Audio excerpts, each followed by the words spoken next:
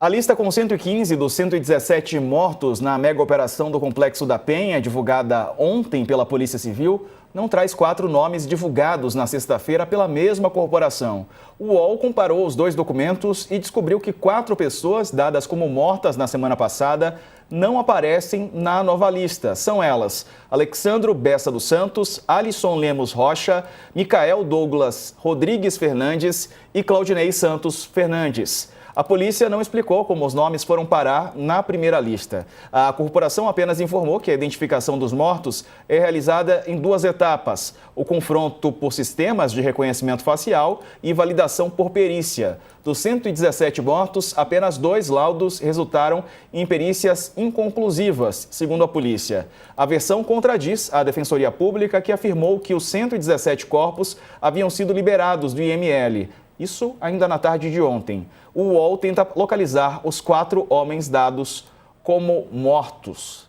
Estranho, né, Dani? Mas, enfim, são muitos corpos, muitos exames, perícia, né? Enfim, vamos esperar uma explicação para essa mudança, né? Pessoas que estavam mortas e do nada pararam de figurar nessa lista. Como a gente, desde o início, né, é preciso ressaltar, desde o início, as informações prestadas pelas autoridades do Rio de Janeiro têm sofrido mudanças, vamos dizer assim, né? Primeiro eram 64 SARS mortos, Isso. agora eu já nem me lembro, porque eram 64 mortos, entre eles 4 policiais. No dia seguinte, a gente descobriu que, na verdade, passava de 120 o número de vítimas, porque havia 70 corpos largados na zona da mata, entre os complexos da Penha e do Alemão. Esses corpos foram resgatados pelos moradores da comunidade, que queriam saber se tinha parente, alguém ali entre as pessoas que morreram durante o confronto com a polícia do Rio de Janeiro, que foi pesadíssimo, diga-se de passagem.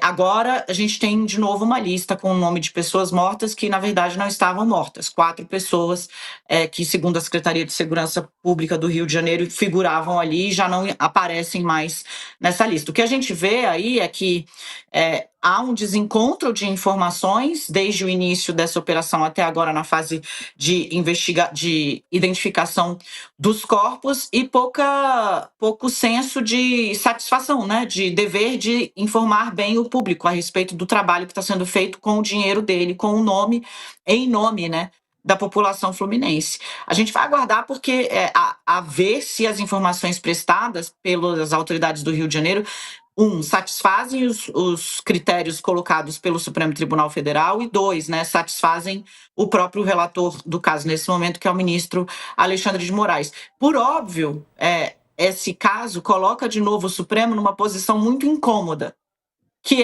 né, a justiça, gente, ela é um poder por si só, por definição, no mundo todo, contramajoritário. O que isso quer dizer, né?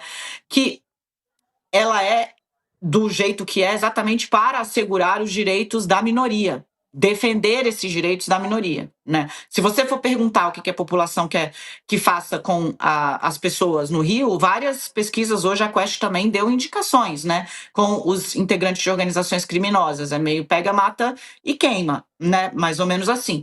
E tudo bem, as pessoas estão cansadas da violência, as pessoas estão de saco cheio de serem roubadas, as pessoas estão de saco cheio de não poderem usar um telefone celular, um tênis, de morrerem por causa de uma mochila que estão andando na rua, como já aconteceu aqui em São Paulo, por exemplo. Mas a justiça ela existe para garantir, de novo, né, balizas mínimas de tratamento que se amoldem aí às regras universais de direitos humanos.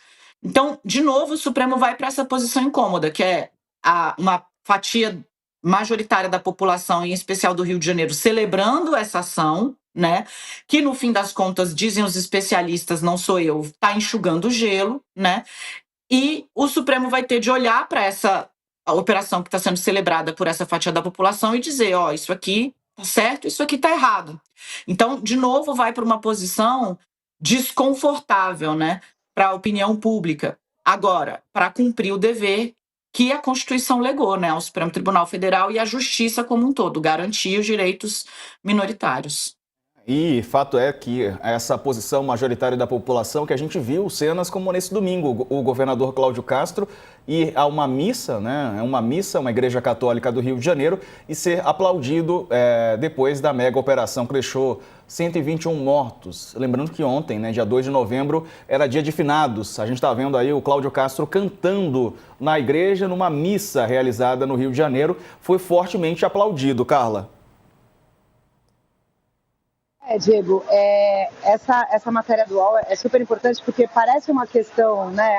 Errou na lista 4 nomes. Mas como a Dani disse, desde o início dessa operação, há uma série de informações desencontradas. E por isso que a gente bate na tecla dessa questão da transparência e de que o governo informe. Porque esses nomes entrarem e saírem da lista, tem mais coisa para se apurar aí, né? Quem são essas pessoas? Por que elas estavam na lista? Por que elas não estão nessa segunda lista? Eles são pessoas que tinham passagem pela polícia, estavam sendo procurados ou não, ou eventualmente as autoridades confundiram e colocaram, enfim, homônimos e outras pessoas, não sei.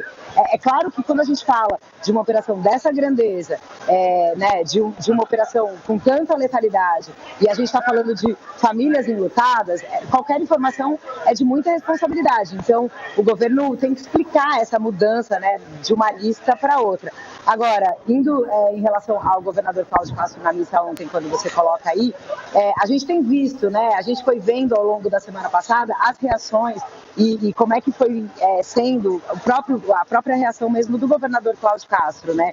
E agora, chancelado por essas pesquisas que mostram que a população acabou aprovando na maioria essa operação, o governador, como a gente falava lá atrás, né, estava usando essa operação de palanque.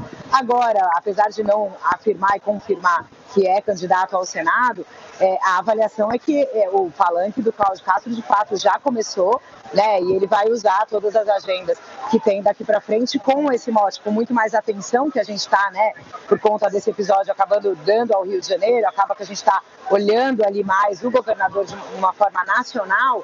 Ele acaba aproveitando isso, sim, para tentar acolher ali louros eleitorais. Evidentemente que o eleitorado dele é do Rio, mas o Cláudio Castro, quando a gente coloca aí os governadores de direita que aparecem como opção, né, para o vácuo que é deixado pelo ex-presidente Jair Bolsonaro, o Cláudio Castro é um desses nomes também. Não é ali o mais cotado, que na lista começa com Tarcísio de Freitas, governador de São Paulo, depois aparece Ratinho Júnior do Paraná, tem o Ronaldo Caiado. Cláudio Castro também é um governador de direita que pode despontar um pouco nessa corrida, né, desse vácuo que o Jair Bolsonaro coloca para as eleições do ano que vem. Então, assim, a gente falava lá na semana passada, depois dessa operação, que o próprio Planalto criticava, né, e que tinha visto toda essa questão política do governador, e nesses dias que se seguiu, a gente está confirmando que sim, o governador tem usado isso de uma forma política para tentar, né, enfim, usar esse apoio da população para ter mais força ali